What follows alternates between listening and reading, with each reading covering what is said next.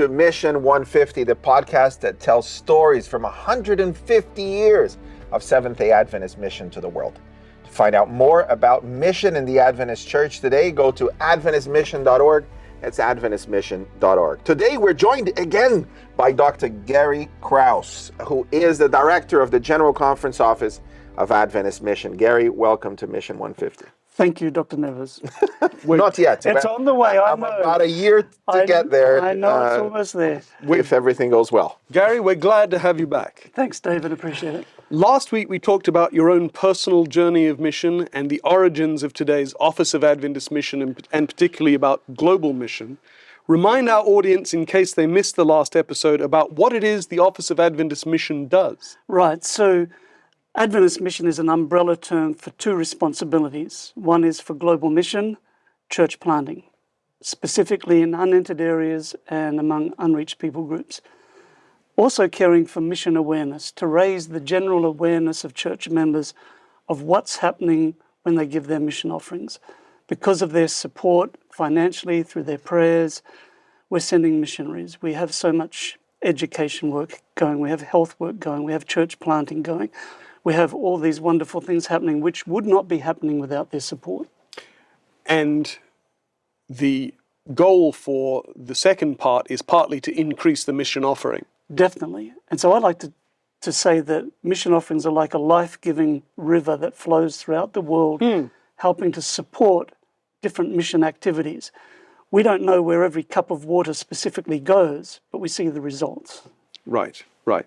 You talked about the responsibility for church planting, which is a continuation of the global strategy, which we talked about last week, adopted in 1990. But I think a good question to ask is, why is church planting important? Some might say, shouldn't we be focusing on growing churches that are half empty rather than starting new churches that might be half empty? Some might say, and in fact many do say that, right? And logically, you can imagine, you can understand an administrator saying, in this conference we have 50 churches and most of them are only half full, so we should be focusing on building up those churches. And I get it, and I think we should be doing that. I think it's very important for us to keep that focus. But the church has grown historically through church planting. And church planting reaches people who may never be reached by some of those established churches, because some of those established churches, they have their own culture, they have their own way of doing things, they may not open their doors so easily to some of these people. And sometimes these churches become very inward focused. But when you are planting a new group of believers, you're focused 100% on the community because there's nothing else to be focused on. You're not being distracted by other things. But 3 reasons, David. 1, it's biblical. You look at the book of Acts, it's basically the story of church planting. It's a manual on church planting. The Great Commission is not a commission to just make individual disciples. It's a commission to make individual disciples within the context of church. Secondly, it's in our DNA as a Seventh-day Adventists. We are historically a church planting movement. We started as a church planting movement. We've only continued to grow as we've focused on church planting. And the third reason is, if you're not persuaded by the Bible or by Ellen White and our history, it works. Pragmatically, it works. And So in the case of Adventist Mission, you're often planting church, or correct me if I'm wrong, are you mostly planting churches in areas that haven't been reached? So there, of course, there's no option but to support a half-empty church. Or do you also support church plants in areas where the church is well established? we do both. So we're obviously going to put more resources, more funding to unreached areas that are, if you've got a city of 10 million people and we have no church, that's obviously going to be our highest priority. Or even if you have one church, that's still not enough for a city of 10 million people. Exactly. But if you come to us with a proposal to plant a church in an area where we have some churches, but you're reaching a certain demographic or a certain people group that we haven't reached, then we're going to look at it and we will support it. You can go to, say, the city of São Paulo, for example, in Brazil, and we have hundreds One of of churches. the most reached, perhaps the most reached Adventist city in the world. It seems like every half a kilometre there's a new Adventist church. There are 5 conferences in the city. Right. It's that's the metro area, to be fair. Yeah. But still, it's extraordinary. But, So from one perspective, it's reach, but if you look at it from a people group perspective, most of those churches come from a certain demographic group.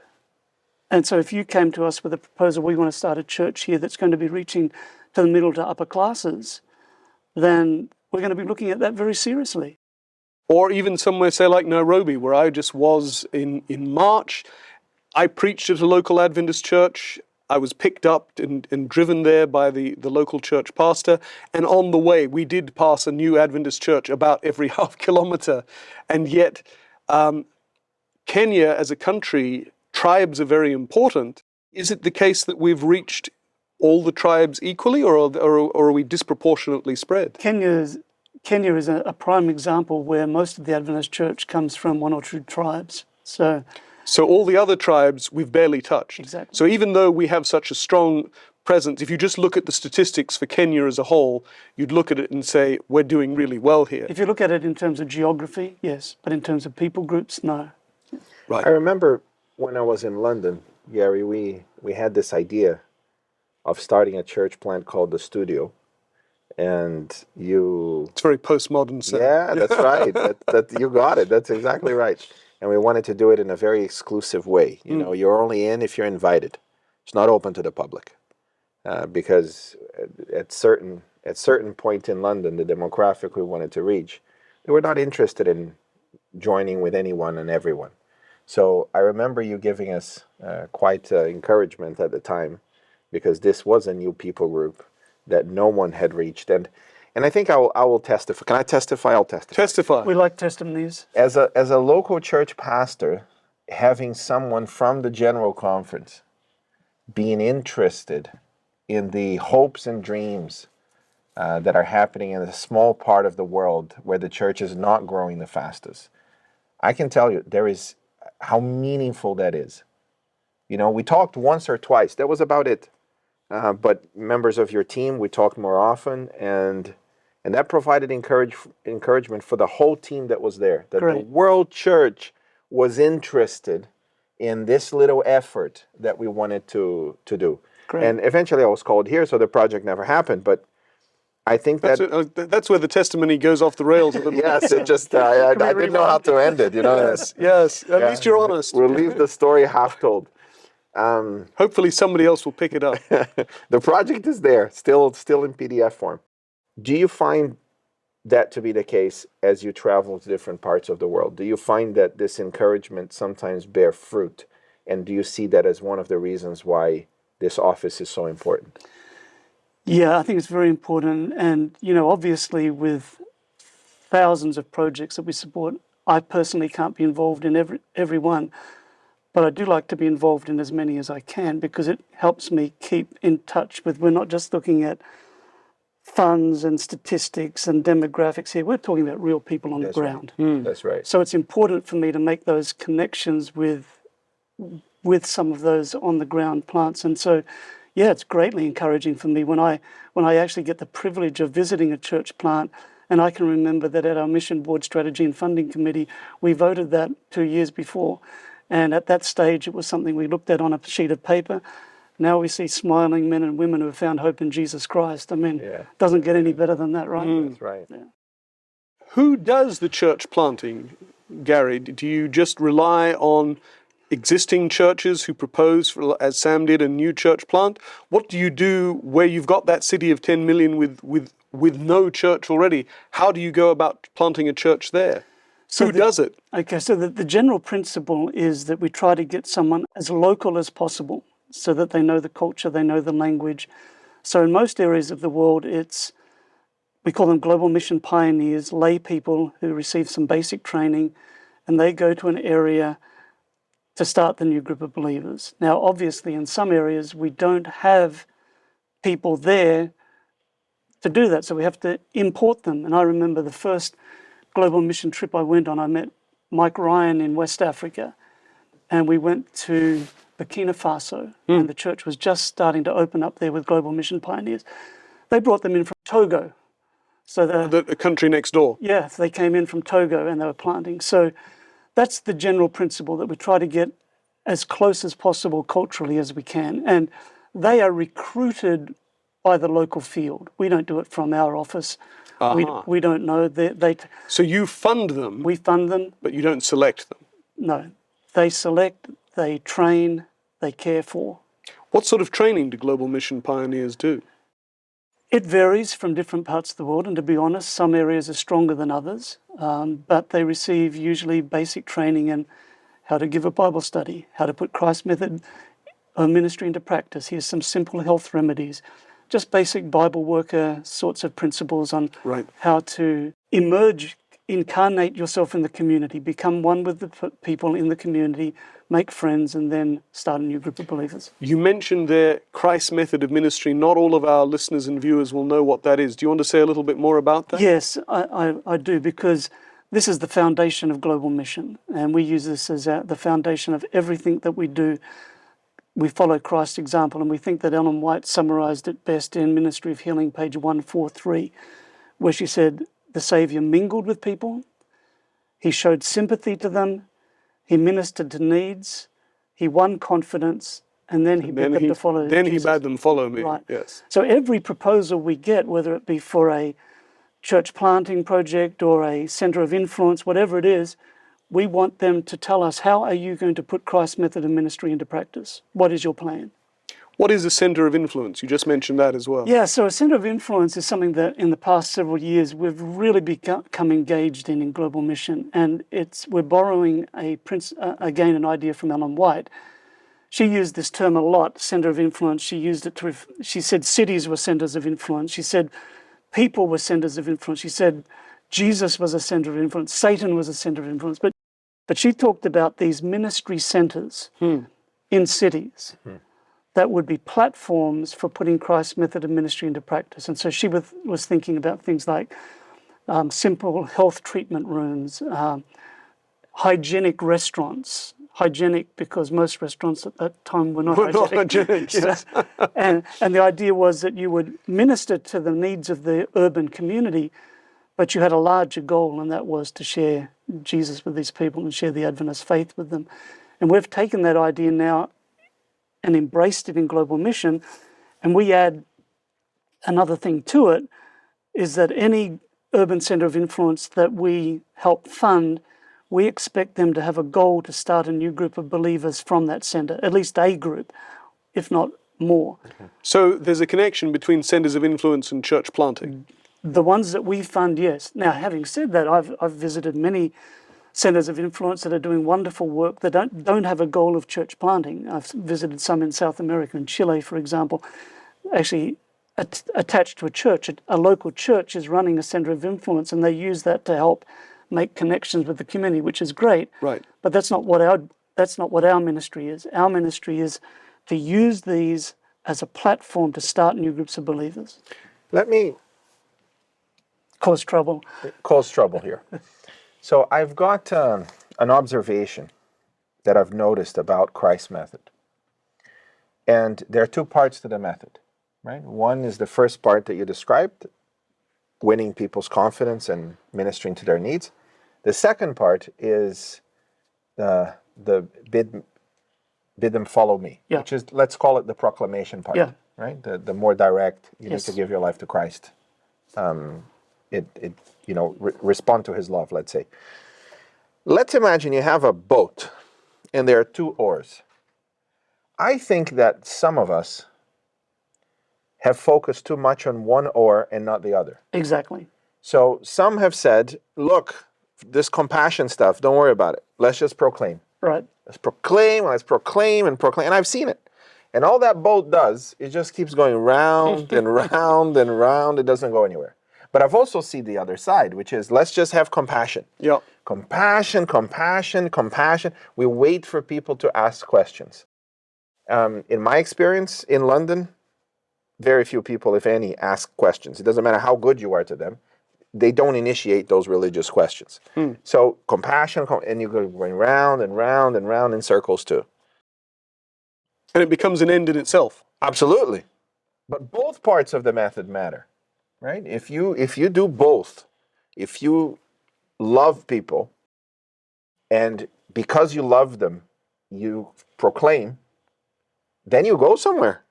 in this mission boat, right? In this river that you are, positioning. How do you see that view, Gary? Do you see that also? I echo that 100%. And I think that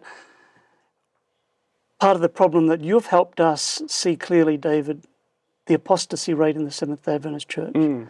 I think part of the reason for that apostasy rate is because we've only been rowing with one oar in some places, where people come in with a head knowledge, but they haven't had the heart connection with Jesus and the church they should have. And that's the result of rowing just one oar. But on the other side, if you're just rowing the oar, then we just become another social service agency, which is good. We need more social service agencies, but we're called to something bigger than that. And so I think that holistic emphasis. Now, having said that, historically as Adventists, if we're going to err with one oar, that's almost poetic. If we're going to err with one oar, it's going to be on the proclamation side. Because we write books, we have truth-filled literature, we have seminars, we have evangelistic series. We love to baptize people, and we should. That's what we're about. We're getting people into the kingdom. And so if we're going to err with one oar, it's going to be on that side. But what you're talking about is the boat goes smoother and it goes faster and forward when we have that balance that we need. Yeah, and I've seen parts of the world that if they're going to err, they would err on this side. The compassion side. The compassion side. Yeah. Because they're so scared of rejection.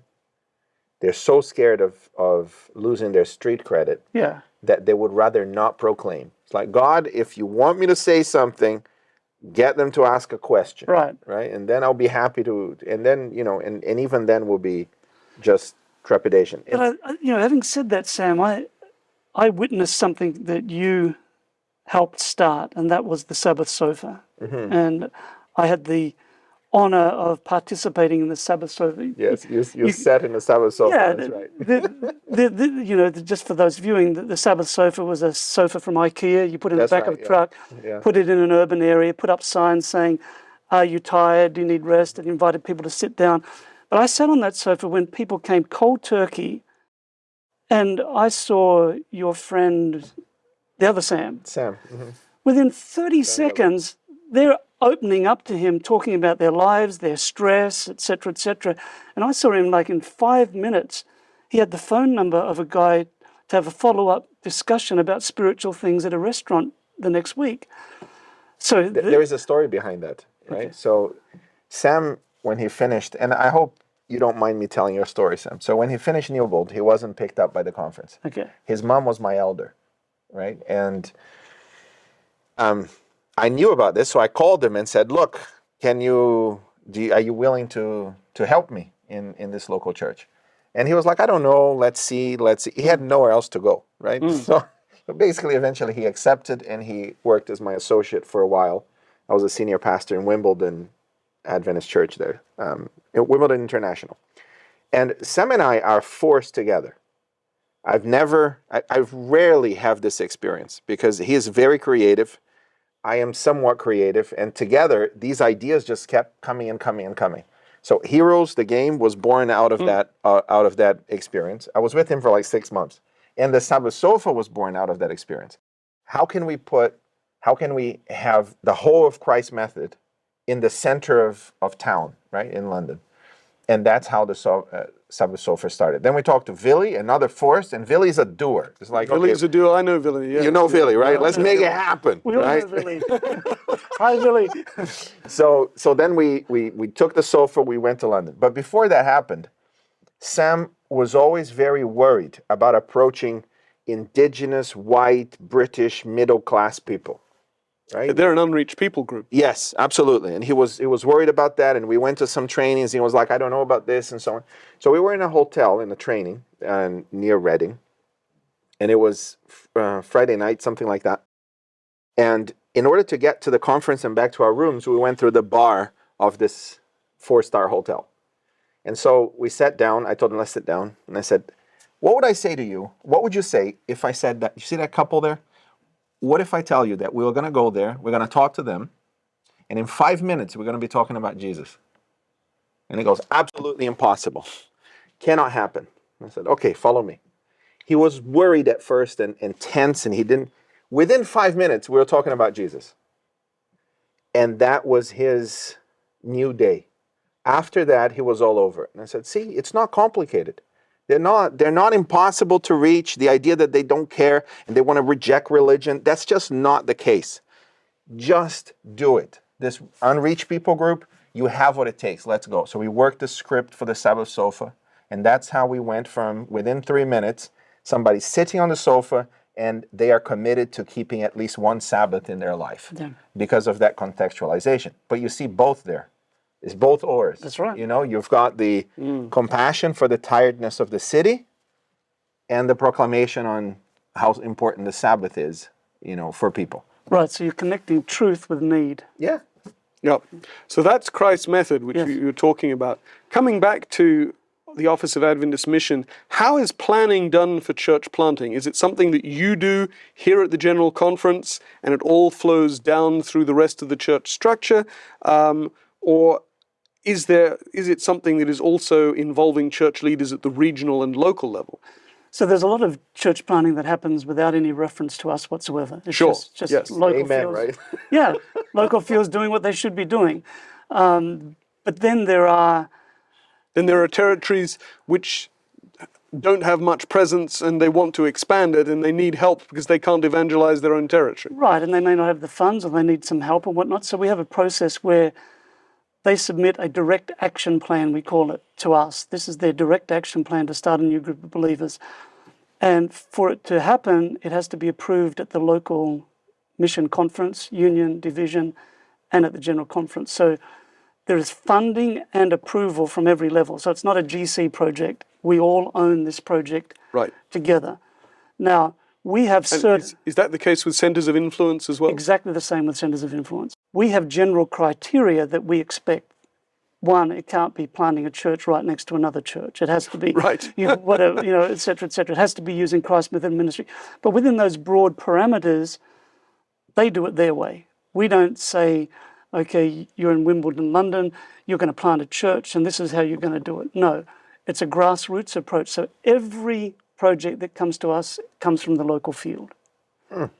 And That's so, great. And so Mike Ryan, I remember, used to quietly boast that he'd never had any complaints about any global mission project. And that's because it wasn't a GC project, it was a local project. It was a local project, yeah. Gary, you've been sharing with us about the different things that the Office of Adventist Mission does. Yes. But there's a particular resource that you have. They used to be called Global Mission Religious Study Centers. Now I understand they're simply called Global Mission Centers. Why do we need them, and what do they do? Good.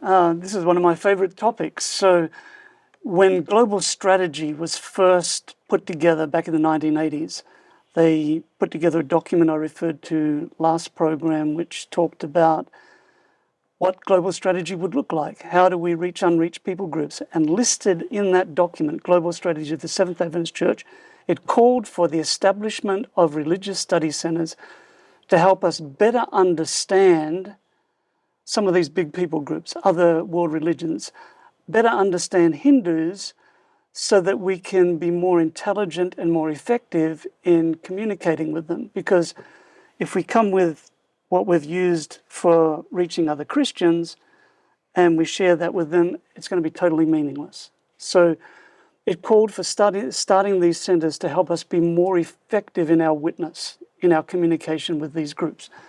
And so it started small with one or two. Now we have 6 centers for the major world religions and also for secular and post-Christian people and also for urban people. And they are given the responsibility to put methods and models into practice on the ground so that we can learn from them and better understand to be more effective in our communication with these groups.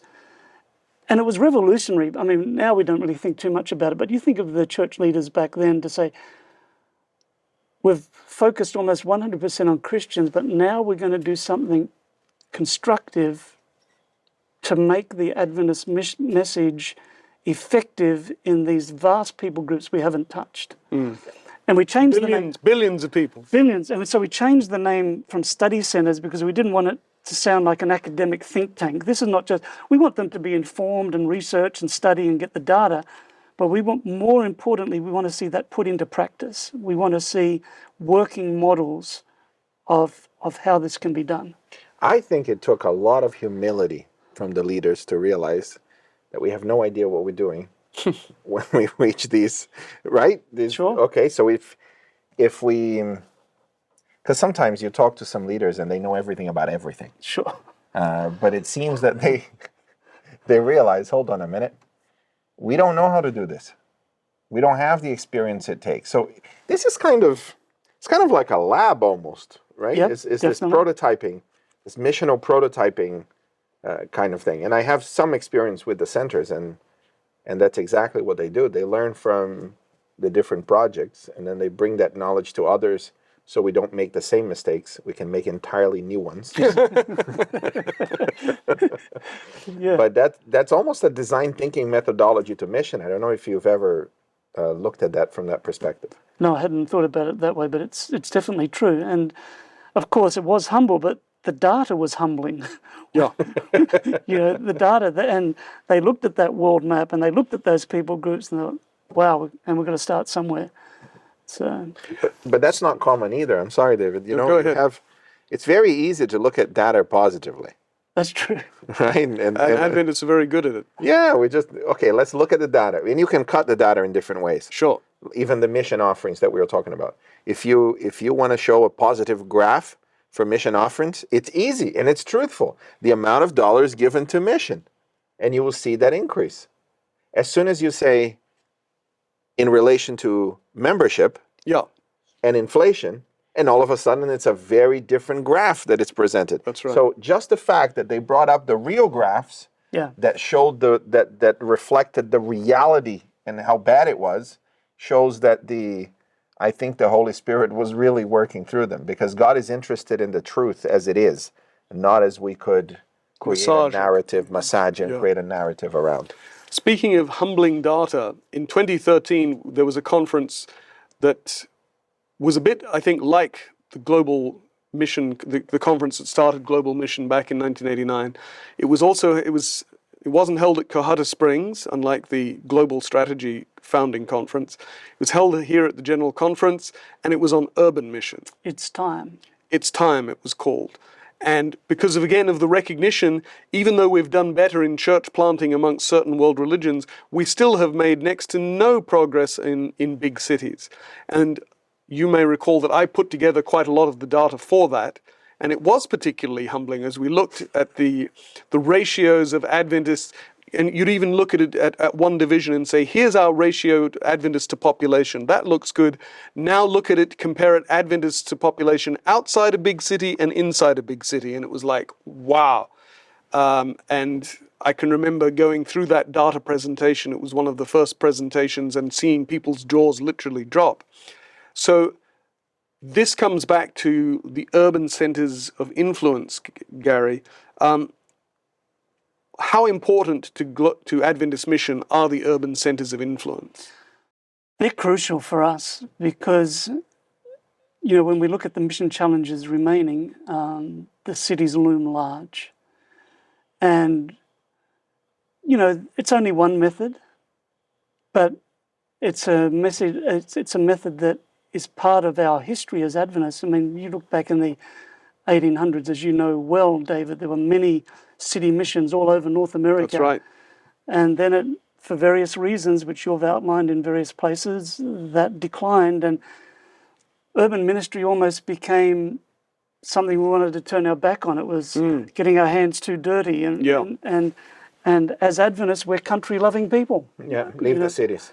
We are country-loving people, and so Ellen White, more than 100 years ago, said, "You have neglected the cities." What would she say today? And with the growth, so for us, centers of influence are a crucial way of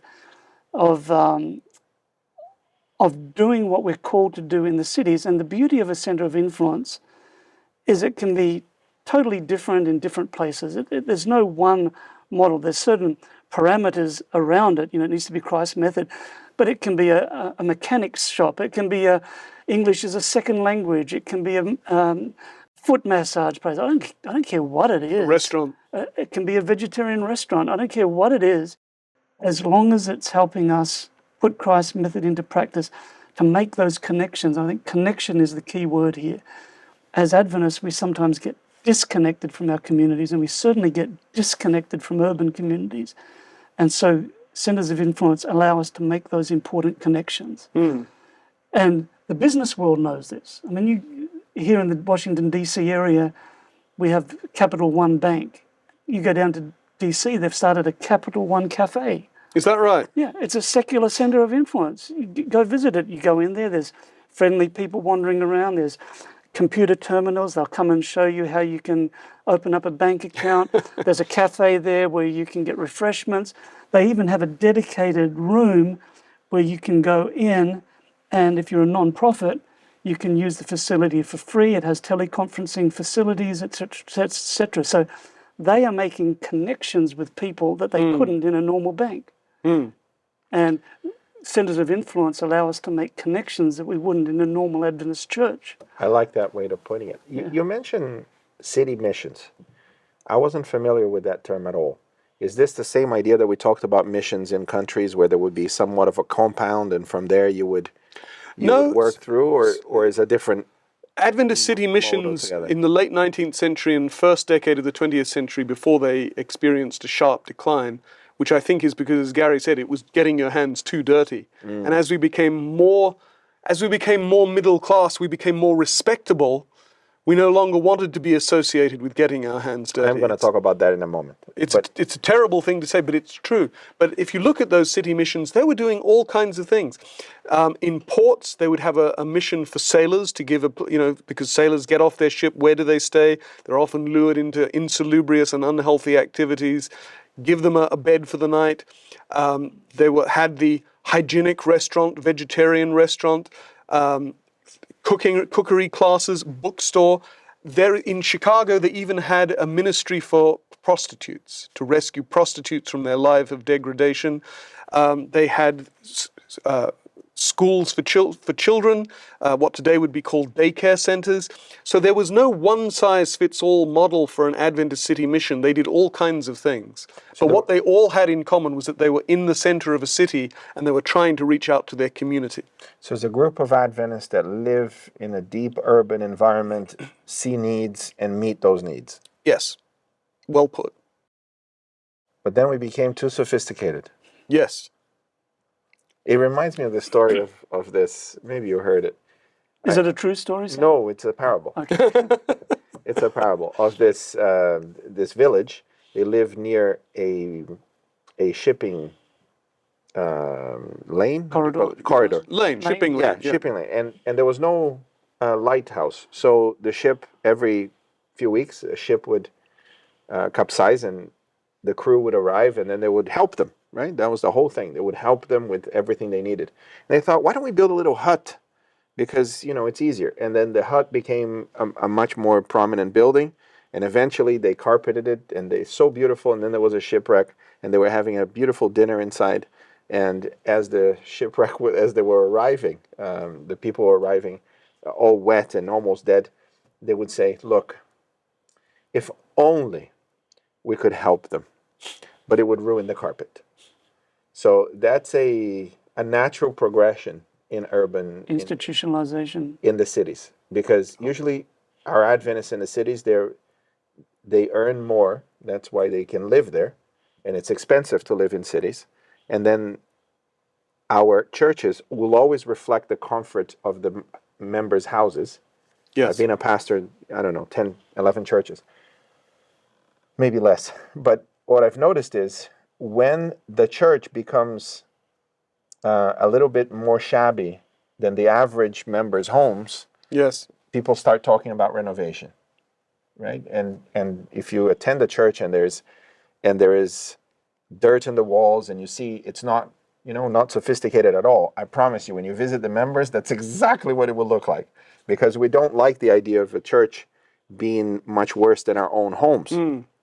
All of this to say that when you have a membership, a middle-class membership in the city, they are less likely going to open their doors to alleviate the suffering of others that are on the underside of the city, those that don't have where to right. go. And that's what happened to Adventist city missions altogether. Yeah. That's what happened to Adventist City Missions. It's a kind of a tragic tale, and that means we're left having to restart them. And we had property in the downtowns, the most expensive parts of the world. What happened to it? We sold it? Because we weren't having missional success, because we weren't actually investing in something like Christ's method of ministry. And so in London, in Tokyo, in Sydney, in New York, we had these places, and then he said, well, the regular type of evangelistic meeting isn't working here, so there's no point to having these properties, so we sell them, and we'll never be able to afford to buy equivalents again, because these are now some of the most exclusive pieces of real estate in the world. Am I wrong in assuming they kept them closed most of every day and just opened it on the weekends here and there? Probably, yes. So in some cases, certainly, maybe not others. But I often say that we have a branding problem in the Adventist Church, because for every McDonald's in the world, there are 4 Adventist congregations, and yet no one knows us, right? So that's a branding problem. I don't think it's a branding problem, despite me having said this for like 5 years now. It's 6 years. I think it's a service problem. McDonald's is open all the time, and they serve thousands of people a day. If we kept our churches open and we served thousands of people a week, we would be as known as, if not more. But you see, Sam, this is one of the challenges we face in urban areas, and that many, if not most of our churches are commuter churches. So it means that they don't live there, they just travel there. They don't live in that urban community, so they travel there on Sabbath morning and they leave Sabbath afternoon or Sabbath evening. And the only thing that the local community knows about that church is that on Saturdays there's less parking available. True. Yes. So this is why the urban centers of influence, the emphasis is on Christ's method and reaching out to the community, though, as we say, with both oars. Right. We need to draw to a conclusion, but we've talked much about what the Office of Adventist Mission does in terms of managing and strategizing for global mission, church planting, urban centers of influence, but it's also responsible, as you mentioned at the beginning, for promoting mission and making people more aware and more conscious of mission and more likely to support it.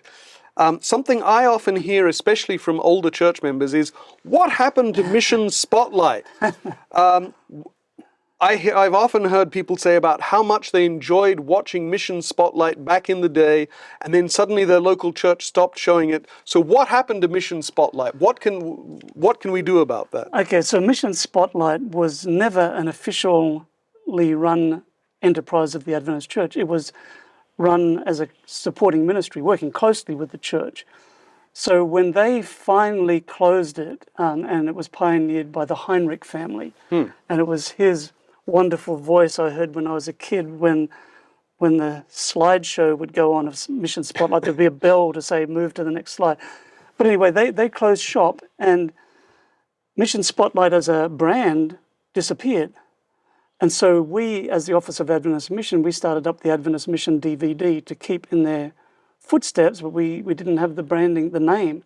However, a couple of years down the track, Elder Wilson kindly talked to the Heinrich family, and we got permission to use the term Mission Spotlight. So Mission Spotlight is alive and available and ready to be downloaded on the website, and it's being shown in hundreds of Sabbath schools around the world. So there are still weekly mission videos? Well, Mission Spotlight was never weekly. It was actually monthly. So we provide still monthly Mission Spotlight videos, but we go a step further, and we also have some videos that can be downloaded that you can show every week if you want. Which would be even better. So what can church members do to ensure that they actually get to watch these videos that you're producing? I'd encourage them to talk to their church elder, to their Sabbath school director, to the church pastor, because... Okay, and what if they've done that? What if the church elder or Sabbath school leader now sort of is watching or listening to this podcast and says, I don't want my member to talk to me because I don't know what to do to get access to it? So you just go to adventistmission.org and find the Mission Spotlight, go to the video section, and you can download Mission Spotlight to show in your... Or weekly videos, in fact, even weekly. Or even more. Yes. That's fantastic. What else does the Office of Adventist Mission do to share? Offer everything. What else do you do to share what is happening with Adventist Mission? So on our websites, adventistmission.org, global-mission.org, we have continual stories, video stories, written stories that are there that you can look at. We have a magazine called Mission 360, and you can go Just Google Adventist Mission 360 and you will, first thing that comes up, click on it, and there you can look at that magazine online. Can people also subscribe to a print copy? They can. They need to write to us at the Office of Adventist Mission, and our email address is there. Then we have a TV program called Mission 360 that's available on Hope Channel 3ABN and online, so you can watch it online as well. And then every social media platform, Adventist Mission is there. So we are telling the stories of what is happening when you support the mission of the church with your mission offerings. Gary, we talked about the big challenges of the church. Yeah. Now talk to the average church member that will not travel the world in the foreseeable future. What can they do to be involved in Adventist Mission locally? Okay, number one, you can find ways to pray.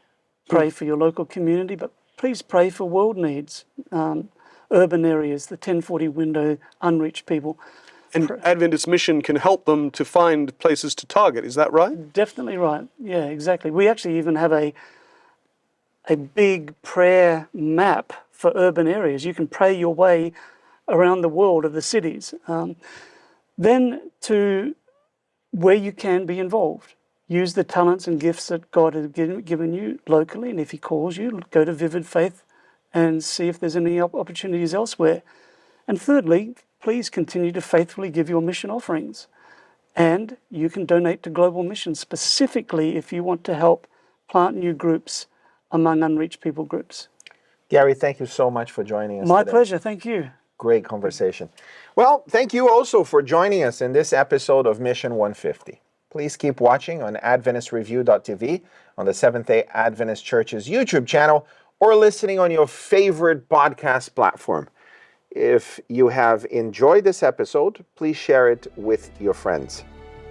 If you want to know more about Adventist missionary work and missionaries today, go to AdventistMission.org. That's AdventistMission.org. If you want to find mission opportunities today, go to VividFaith.com. We'll be back next week with more on the inspiring history of Adventist mission around the world.